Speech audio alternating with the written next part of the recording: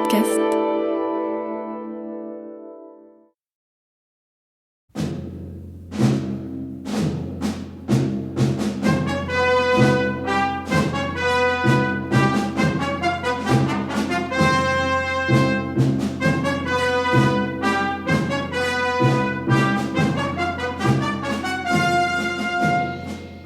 France Culture présente La guerre et la paix de Léon Tolstoï, adaptation de Georges Govy.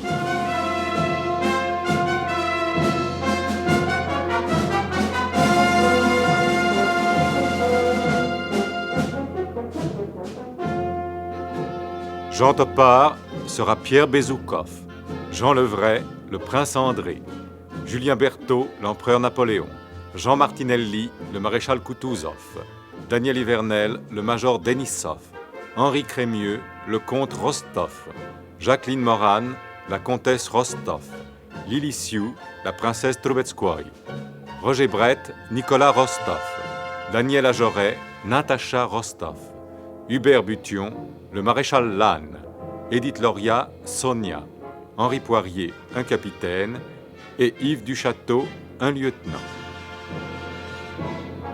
Les scènes que nous vous présentons aujourd'hui ont pour cadre la maison de Pierre Bezoukov à Saint-Pétersbourg, le champ de bataille d'Austerlitz et la demeure des Rostov à Moscou. Au début de l'année 1806, dans le cabinet de travail de Pierre Bezoukov. À présent, assieds-toi. Et poursuis, Pierre. Je n'ai pas grand-chose à ajouter à mon récit.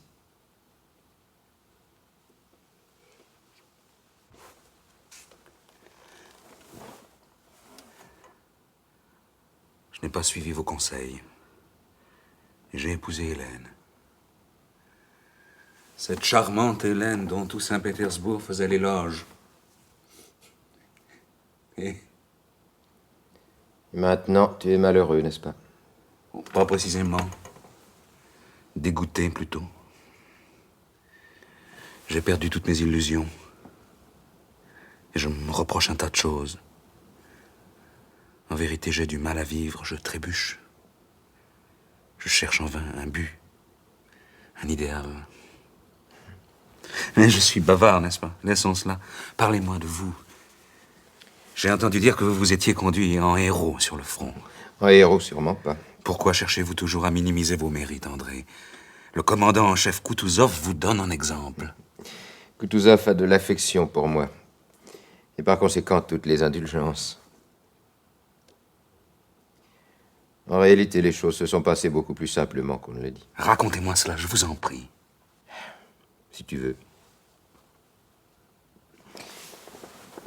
Lorsque Koutouzov, lui-même blessé, a vu le colonel Lidine tomber de cheval et le porte-enseigne lâcher le drapeau, il s'est tourné vers moi comme frappé d'une douleur intolérable.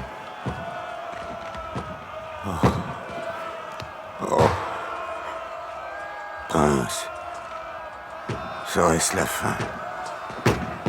Regarde le colonel Lidine. Il ne bouge pas. Et le drapeau gît à terre. Dans la grotte. Comme un vieux torchon. Et les Français s'emparent des canons. Sans que nos artilleurs leur opposent la moindre résistance. Mais regarde. Regarde, prince. J'y vais, Excellence. J'y vais.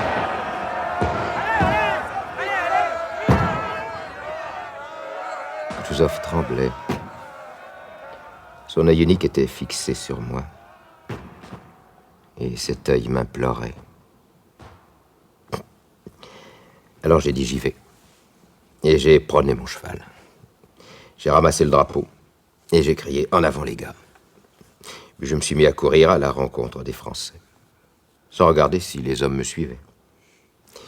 Je courais et je pensais... À quoi pensiez-vous, André? Qu'il n'y a pas de plus belle mort que celle qui vous saisit sur le champ de bataille, alors que vous essayez de vous accrocher à l'aile de la victoire. C'était trivial. C'était bête aussi. Mais à ce moment-là, je ne m'en rendais pas compte, poussé que j'étais par une seule idée, un seul désir. Reprendre nos canons aux Français. Je courais donc, je courais. Et de temps à autre, je criais « En avant, les gars !»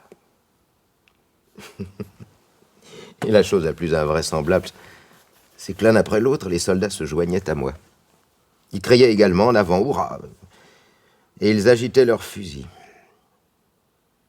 Les balles sifflaient. Ils agitaient leurs fusils, dites-vous, mais pourquoi ne tiraient-ils pas? Pourquoi? Puisque les Français, eux, tiraient sur vous. J'en sais rien. Peut-être avait-il oublié que c'était des fusils qu'ils brandissaient. À 20 pas de la batterie, j'ai vu tout à coup un artilleur, un rouquin, qui disputait un écouvillon de canon à un hussard français. Les deux hommes étaient furieux.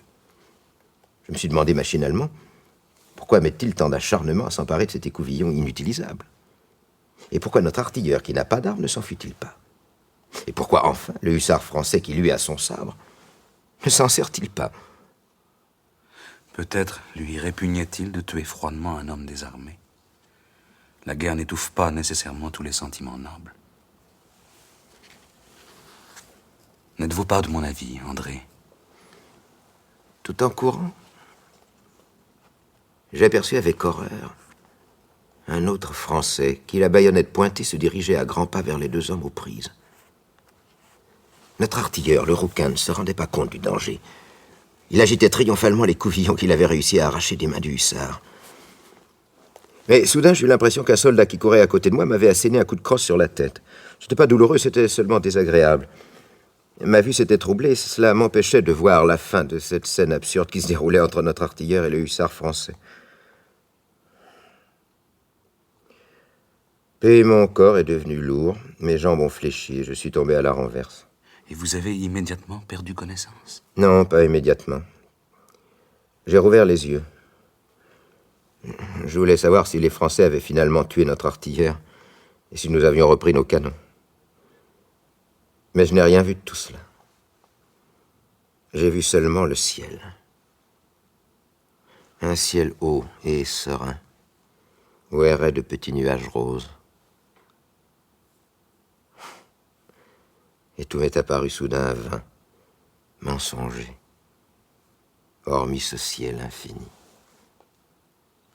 J'en ai été bouleversé, et plein de regrets. Et le silence s'est fait autour de moi. Cette fois, j'avais perdu connaissance. Et ce sont les Français qui vous ont trouvé sur les hauteurs de Platzen, perdant votre sang, mourant presque. Oui.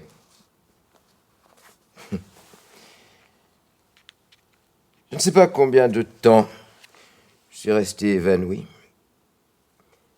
Lorsque j'ai repris connaissance, j'ai entendu un galop de chevaux. C'était Napoléon, entouré de ses aides de camp. Il parcourait le champ de bataille que nos troupes avaient abandonné. De temps à autre, il s'exclamait « Ah, quel dommage !» ou de solides gaillards, ces Russes. » Il s'arrêta à 2 pas de moi et regarda un moment le drapeau fripé qui recouvrait mes jambes. Puis, se tournant vers ses aides de camp, il dit « Une belle mort, messieurs. »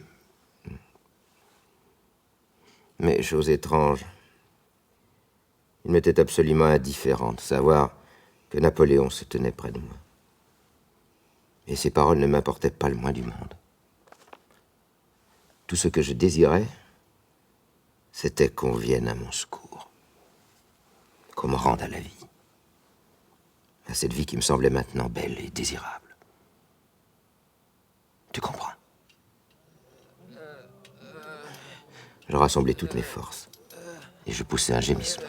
Et il est vivant. Qu'on relève ce blessé, qu'on l'emporte au poste de secours. Là. Doucement. Vous ne voyez pas qu'il se meurt? Tiens, quelle nouvelle m'apportez-vous, l'âne? Excellente, sire. C'est la victoire complète. Nous avons littéralement écrasé les Russes. Et Alexandre, l'avez-vous capturé? Hélas, non. Il nous a échappé au dernier moment. Grâce à un subterfuge. C'est fâcheux. Mais nous avons fait prisonnier un tas de généraux et de colonels, sire. Voulez-vous les voir? Plus tard, je voudrais savoir ce que nous a coûté en morts et en blessés cette victoire complète. Venez, Lannes.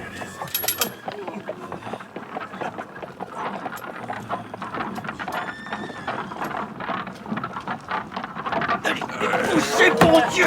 Allez, poussez, bon, là. Allez, alors, là. Enfin, êtes-vous sourd, lieutenant? Je vous ai dit d'arrêter le convoi et vous continuez tranquillement à avancer. Excusez-moi, capitaine. Nous avons reçu du colonel Fresnay l'ordre de transporter au plus vite ses blessés au poste de secours. Bien, bah, c'est entendu, lieutenant, mais l'empereur doit passer dans quelques minutes par ici. Ça lui fera plaisir de voir les prisonniers. Ah, vous croyez? Eh ben, je suis pas de votre avis. Il y a assez de prisonniers aujourd'hui qui doivent en avoir assez, non? Et poursuivons notre chemin. Alors, qu'est-ce qu'on fait, mon lieutenant? Poussez, bon Enfin, tout de même!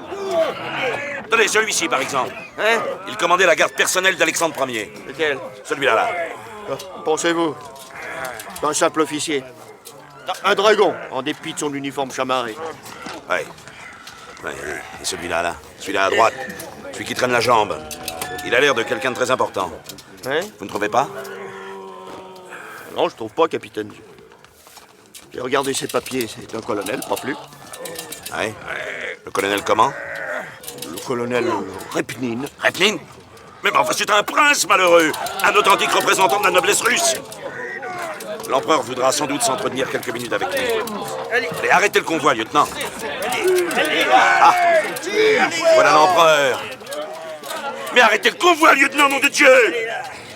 Vous finirez par obéir, oui? Soldats! Halte! L'empereur. Soldats!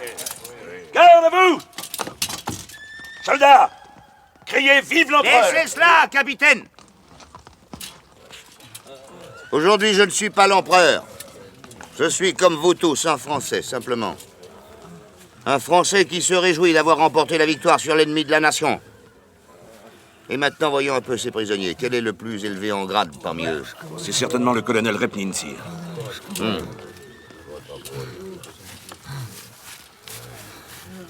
Si je ne me trompe, monsieur Repnine, vous êtes le commandant du régiment des chevaliers-gardes de Sa Majesté Alexandre Ier. Нет, ваше сиятельство. Non, sire. Je ne commandais qu'un escadron. Ah, un escadron seulement. Enfin, ça n'a pas d'importance. Votre régiment a loyalement fait son devoir. L'éloge d'un grand capitaine est la plus belle récompense d'un soldat. Je vous l'accorde volontiers. Et qui est cet adolescent à l'uniforme tout éclaboussé de sang? Le lieutenant Malugin, sire. Ближе, Malugin. Eh ben, il est venu bien jeune se frotter à nous. Être jeune n'empêche pas d'être brave, sire. Belle réponse. Молодец, хороший. Vous irez loin, jeune homme. Qu'on prenne soin de ces messieurs, qu'on les transporte non au poste de secours, qui est plein, mais à mon propre bivouac, et qu'on dise au docteur Larrey d'examiner leurs blessures. Au revoir, messieurs. Tiens. Il me semble que j'ai déjà vu ce jeune officier. Oui, sire. Ce matin, couché dans la boue près de son drapeau. C'est le prince Volkonski. Le prince Volkonski. Comment allez-vous, prince? Eh bien, vois-tu, Pierre, je ne lui ai pas répondu. J'ai seulement levé les yeux sur lui, et j'ai pensé avec tristesse. Décidément, mon héros de jadis est bien petit, avec sa présomption, la joie puérile qu'il manifeste parce qu'il a remporté la victoire, et sa fausse compassion pour la souffrance des hommes. Mais pensez-vous que notre empereur eût agi autrement? Vous êtes dur pour Napoléon. Sans doute, sans doute. Mais n'oublie pas que j'étais dans un état d'épuisement complet et que je me croyais condamné. Je n'avais donc pas cette indulgence de l'homme en pleine force et qui n'arrive même pas à se représenter sa mort. Non, je n'avais pas cette indulgence. Et en regardant Napoléon, je songeais à la vanité de ce qu'on appelle la gloire et à la vanité de la vie et à l'absurdité de la mort. Effectivement. Il y a des moments où tout paraît tellement insensé et ridicule que... Mais finissez votre récit. Que vous est-il arrivé ensuite? Et par quelles épreuves êtes-vous encore passé? Plus d'épreuves, rassure-toi. Après le départ de Napoléon, m'a transporté jusqu'à son bivouac. Là, monsieur Larrey, son médecin personnel, a examiné avec soin mes blessures. Puis il a déclaré: c'est un sujet nerveux et bilieux, il n'en réchappera pas. Mais comme tu vois, il s'est trompé. 2 mois plus tard, j'étais debout. La défaite russe près d'Austerlitz a été assez sévère pour que Napoléon nous rende la liberté. Voilà. Bon, maintenant, je vais te quitter. Le chemin est long jusqu'à Lissigor. Comment? Vous voulez déjà partir? Et moi qui me faisais une joie. Restez ce soir, au moins. Vous vous mettrez en route demain matin. Non, impossible, Pierre. Pendant tout le temps que j'étais prisonnier, je n'ai pas eu de nouvelles des miens. Je ne sais même pas si Lise a accouché. Dans ce cas, je n'ose pas insister. Partez, mais dites-moi d'abord ce que je dois faire avec Hélène, ma femme. Donnez-moi un conseil, je vous en prie. Quoi, bon, je t'ai déjà donné un conseil avant de partir au fond, celui de ne pas te marier. Rappelle-toi, et tu ne l'as pas suivi. Mais cette fois, je le suivrai. Soyez-en sûrs. Alors sépare-toi de ta femme. Quitte à te délester de la moitié de ta fortune. C'est seulement libéré d'elle que tu pourras retrouver l'énergie nécessaire pour agir. Et pour tenter de donner un sens à ton existence. Peut-être. Mais je m'en vais, Pierre. Que Dieu te garde.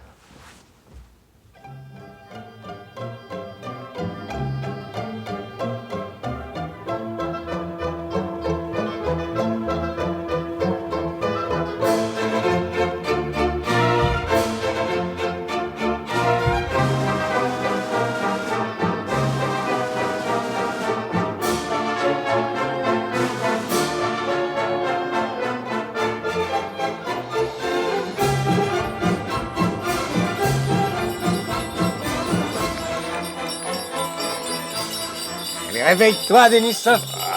Nous arrivons. C'est bien chez nous, ces lumières, Dimitri. Oui, votre noblesse, c'est éclairé dans le cabinet de votre père, c'est éclairé dans le grand salon, c'est éclairé aussi dans les appartements de votre mère, la comtesse Rostov. Tant mieux, tant mieux. Ils Voilà. sont donc tous là. Quelle heure est-il, Dimitri? Il doit être 9h, votre noblesse. Lorsque vous avez fait viser à l'octroi votre permission et celle du major Denisov, il était 8h15 exactement. Alors de l'octroi jusqu'à notre rue, il faut compter C'est à peu bon, près, je c'est sais bon, pas. ne m'embête pas avec tes calculs. Mais il faut bien quand même que je compte. Pense votre plutôt excellence. à déballer tout de suite mon nouveau dolman. Hein? Bon, j'y penserai, votre noblesse. Alors les mal descendus, je fonce, hein, je retire votre dolman, je le donne à repasser à Mais cette c'est table, ça, alors- Dimitri, mais tais-toi un peu, tu me comment- casses les Mais oreilles. je parle Bavard. mais je parle jamais, votre excellence. Alors si je peux pas parler, ben je me tais. Ah C'est tout, quoi, mon petit. Voici l'église Saint-Vassili avec sa coupole dorée et son parvis encombré de mendiants. Et voilà la boutique où nous achetions du pain d'épices lorsque nous étions enfants. Rien n'a changé. Ou presque. Mais tu n'avances pas, cocher de malheur, plus vite. Mais je fais ce Allons, que je peux, votre dépêche-toi, excellence. Mais écoutez, fouette fa- tes chevaux, Mais feignant. je fais ce que je peux, votre excellence. Si je n'avance pas davantage, c'est pas ma faute. Denisov, Voilà. Denisov, regarde, Denisov. C'est ici que... Ah, il dort, l'animal. J'aurais dû l'empêcher de vider 3 bouteilles au dernier relais. Réveille-toi, Denisov. Nous sommes arrivés. Réveille-toi. Allons, réveille-toi.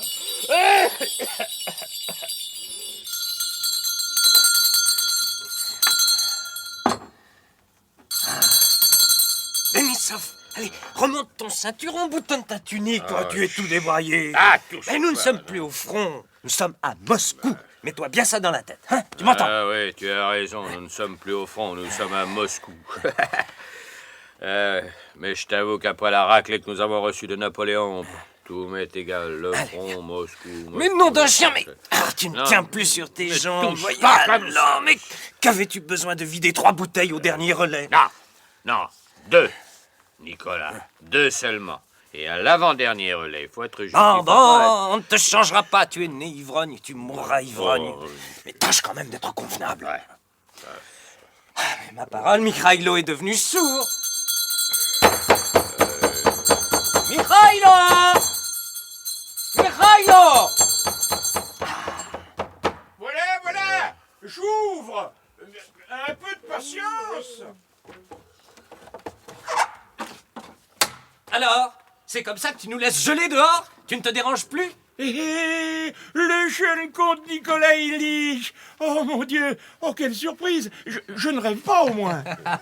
Allons, ça va, calme-toi. Cesse de pleurer. Tu n'es pas une femme, voyons. Oh, pour sûr que je ne suis pas une femme. Mais n'empêche que j'ai du cœur. Pensez, ça fait des mois qu'on n'a pas de nouvelles de vous. Et j'avais peur que les Français... Des bêtises, je suis vivant. Et bien vivant. Dis-moi, tout le monde va bien? Ah, Dieu merci. Tous sont en bonne santé. Mais, mais laissez-moi vous regarder. Tu me regarderas une autre fois. Allez, Denisov, allez, viens. Allez, ne reste pas là à te geler. Allez, entre. Que je te présente à la famille. Mais je allez, connais pas ta famille. allons. Et pense que tu es à Moscou. Ah non, fiche-moi la paix. J'ai sommeil, moi. Mais crache juste. Non.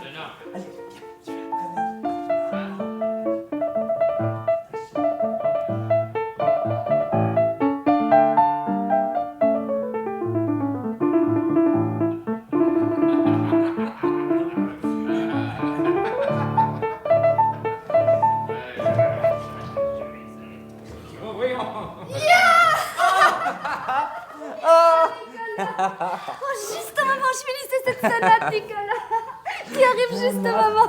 Oh, que je suis heureuse. Oh, Nicolas, écarte-toi un peu la tâche, hein. J'ai aussi le droit d'embrasser Nicolas, il me semble. Non, c'est mon fils, hein. Nicolas. Oh. Tu as laissé pousser ta moustache? Et pourquoi pas, hein? Alors, vous vous êtes fait battre par Monsieur Bonaparte? Eh oui, papa. Mais si nous nous sommes fait battre par Monsieur Bonaparte, comme tu dis, ce n'est pas parce qu'il est un grand capitaine ou que l'armée française est plus valeureuse que la nôtre. C'est parce que... Parce que, mon fils, explique-moi ça un peu, hein? Parce que nous avons été trahis par les Autrichiens et par nos propres généraux, notamment par Przezbrewski, qui est d'origine polonaise, ouais. et par Langeron, qui est, comme vous le savez, papa d'origine française. Ouais, on et dit puis, ça. Notre approvisionnement en armes était au-dessous de tout. Et puis, pourquoi le cacher? Kutuzov, notre fameux Kutuzov, est trop vieux, usé. Il n'osait pas affronter ouvertement Napoléon. Nicolas. Tous les prétextes lui étaient bons pour battre en retraite. Qu'est-ce que tu racontes là, Blanc-Bec?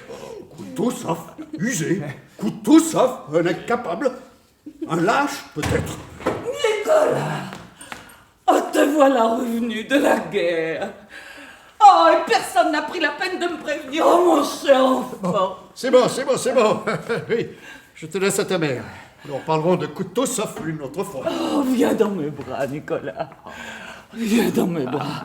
Oh, si tu savais combien j'ai souffert et pendant combien de nuits je n'ai pas dormi. Non, attends. Dis-moi d'abord, tu ne bois pas. Non, tu ne brises pas. Tu ne t'es pas mis à boire. Mais non, maman. Alors embrasse-moi. Fort. Oh, mais attendez, dans tout cela, j'ai complètement oublié Denisov. Oh non, c'est normal, Nicolas. Et puis quoi, je peux bien me présenter moi-même. Denisov, Vassili Andreitch Denisov. Mes hommages, comtesse. Mes respects, comte. Soyez le bienvenu, ma sœur. Nicolas nous a souvent parlé de vous. Natacha, Sonia, Vera, voici l'ami et le compagnon d'armes de Nicolas. Oui, c'est Denisov, c'est lui. Venez lui dire bonjour. Oh, cher Denisov, vous pouvez pas vous imaginer comme je suis contente de vous voir en chair et en os. Vous avez été si gentil avec mon frère. Je vais vous embrasser. Oh, voyons, Natacha. Encore. On n'embrasse pas un homme comme ça, tu n'es plus une enfant. Que va penser de toi, le major Denisov? Oh, et du bien, beaucoup de bien, comtesse, ne le doutez pas, je trouve. Mademoiselle, votre fille, adorable. Oh non, veuillez me pardonner, comtesse, je voulais seulement dire charmant. C'est ma langue. Et puis, Denisov, allez, maintenant tu te tais un peu. Hein? Oui, compris, je me tais. Définitivement. Ne soyez pas surprise, maman, par les paroles de mon ami Denisov, ni par ses manières. Il n'a jamais fréquenté le monde. C'est un soldat. Un soldat d'élite. Ah, il apprendra bien vite les usages du monde et ses grimaces. Mais passons à table, voulez-vous? Qu'on allume toutes les bougies, qu'on aille chercher du champagne. Que diable! On a l'habitude de fêter les vainqueurs. Moi, je trouve ça idiot. Ce sont les vaincus qui ont besoin de notre sollicitude, hein? Tu n'es pas de mon avis, Nicolas?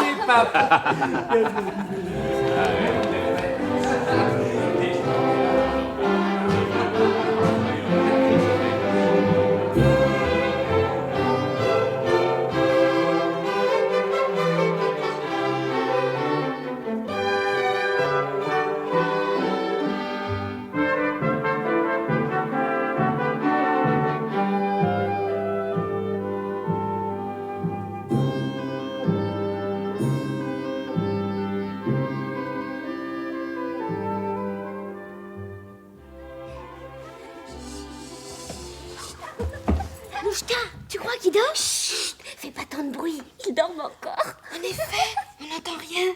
Ce serait si drôle pourtant de faire sauter du lit le machin Denis. Tu ne trouves pas, Sonia? Peut-être, mais ce serait pas convenable. Et si ta mère apprenait que nous nous sommes permis de le faire sortir du lit? T'es bête, Sonia. Maman saura rien. Puis ça la regarde pas. Oui, c'est vrai, elle a raison. Il faut les réveiller. Ils ont assez dormi. Moi, je veux voir leur sort de près. Puisque Petit Alva, nous allons les réveiller. Et tant pis pour le reste. Debout, Nicolas! Debout! Lève-toi, Nicolas. Qu'est-ce à rester au lit? Un vrai guerrier, ça n'aime pas les oreillers. Ça n'aime pas les édredons. Allez, lève-toi. Quelle heure est-il?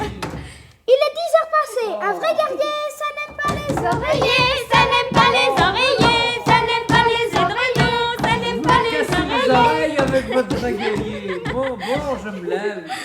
Le temps de m'habiller et je suis à vous. Inutile de te mettre en frais, Nicolas. Passe simplement ta robe de chambre et viens nous rejoindre dans le petit salon. Vite! Dépêche-toi, Nicolas. Oh, c'est si urgent que ça. Extrêmement urgent. Une question de vie ou de mort, pour ainsi dire. Ah, je viens tout de suite. Dépêche-toi, Nicolas. Dépêche-toi, Nicolas. Dépêche-toi, Nicolas. Dépêche-toi, Nicolas.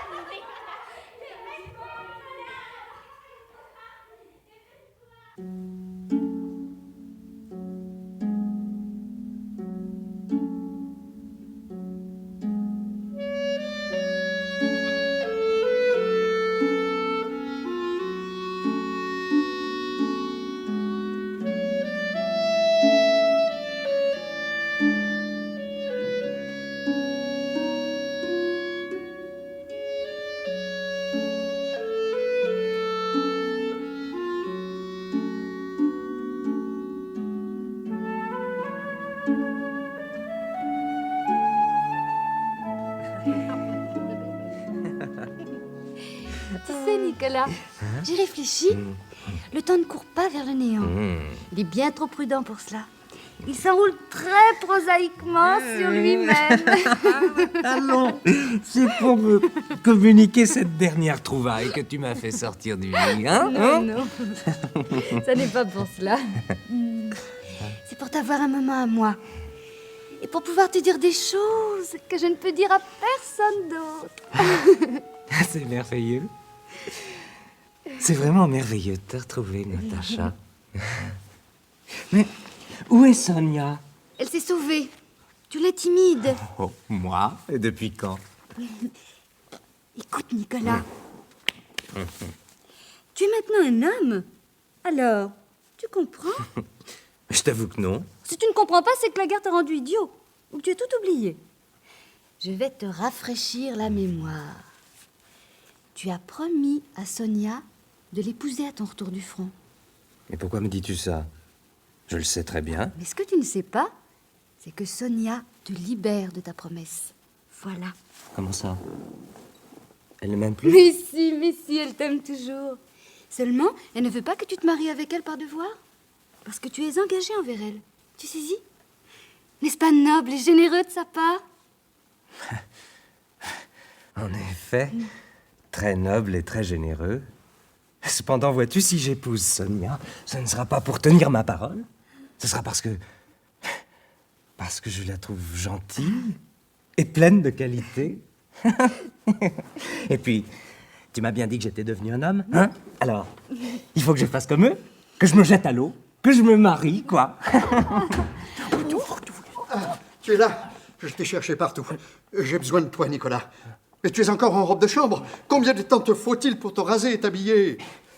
Ça dépend. Dites-moi d'abord de quelle corvée vous voulez me charger, papa. Ah, pas d'une corvée, mon fils. D'une mission.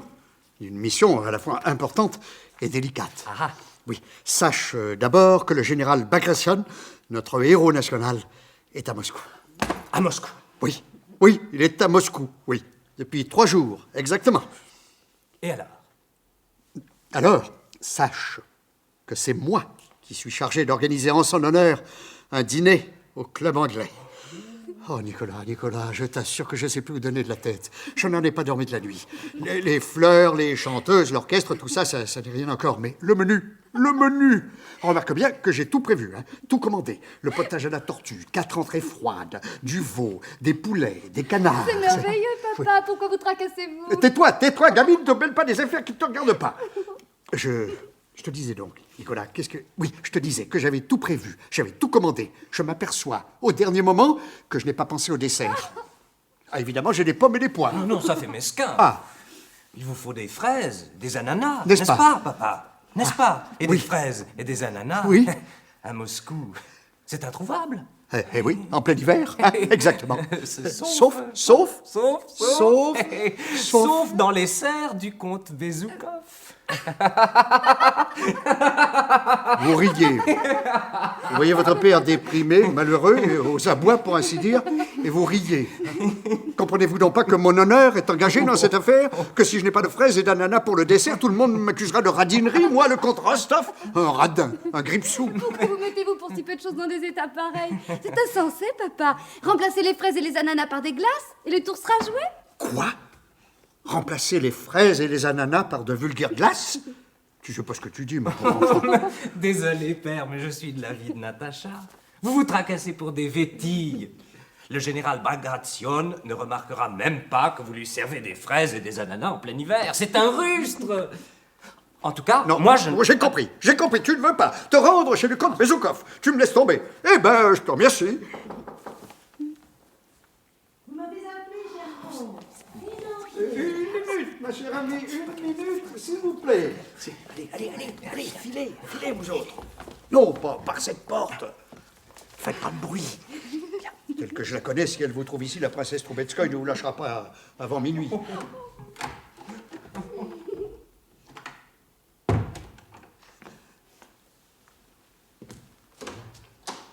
Donnez-vous la tête dentelle, princesse.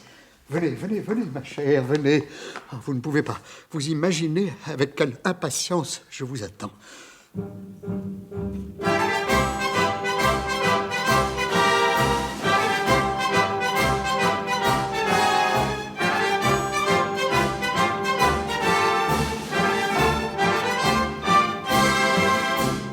France Culture vient de vous présenter La guerre et la paix de Léon Tolstoï, adaptation de Georges Deville.